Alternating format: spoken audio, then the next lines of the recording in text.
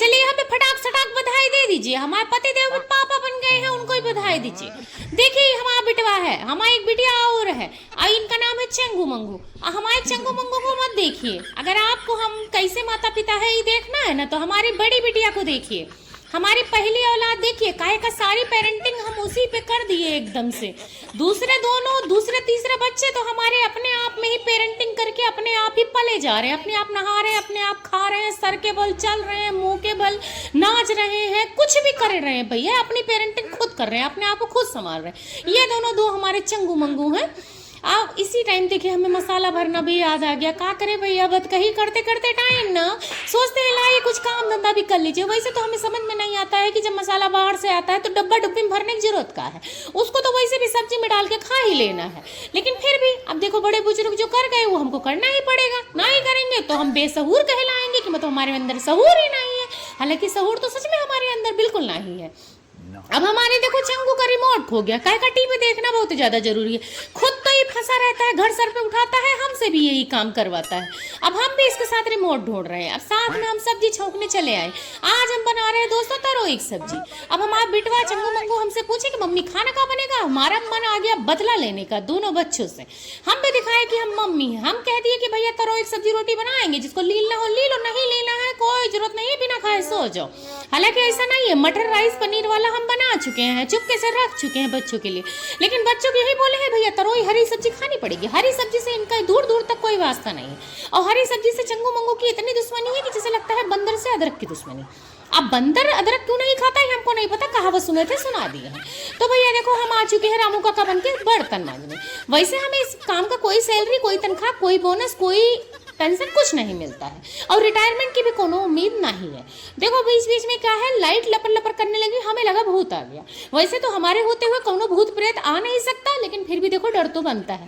हम वैसे भी छिपकली कॉकरोच चूहे से बहुत ज्यादा डरते हैं, भूत प्रेत से बहुत डरते हैं, लेकिन अपने सास के बेटे से बिल्कुल नहीं डरते हैं। हमारी बिटिया रानी बड़की इलेक्ट्रीशियन बन के आई बल्ब ठीक करने। हालांकि वो इलेक्ट्रीशियन नहीं है, लेकिन थोड़ा बहुत ज्ञान हम ही उन्हें दिए हैं, तो ज्ञान स्वरूप वो जाके बल्ब चढ़ के ठीक कर दिए हैं।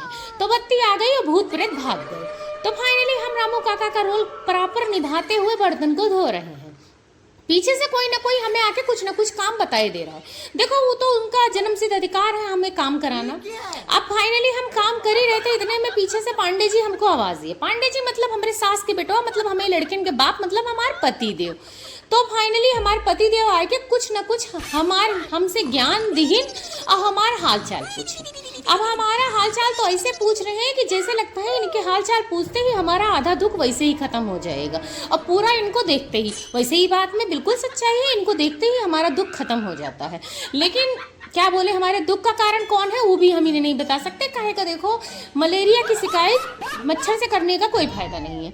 हमारी तरोई की सब्जी चुर चुकी है, चुरना मतलब पकना, मतलब उबलना। अब उसको हम पीट पीट को ऐसे सुधारेंगे जैसे सुधारने की इच्छा हमारी ससुराल वालों की है, पर हमारी हिम्मत और औकात नहीं पड़ी। तो फाइनली हम आटा गूंद रहे हैं और इसको हम पक्का अपने विरोधी समझ रहे हैं, मतलब कि अपने ससुराल वालों को समझ के धै धै धै धै धै धै गूंद डालेंगे।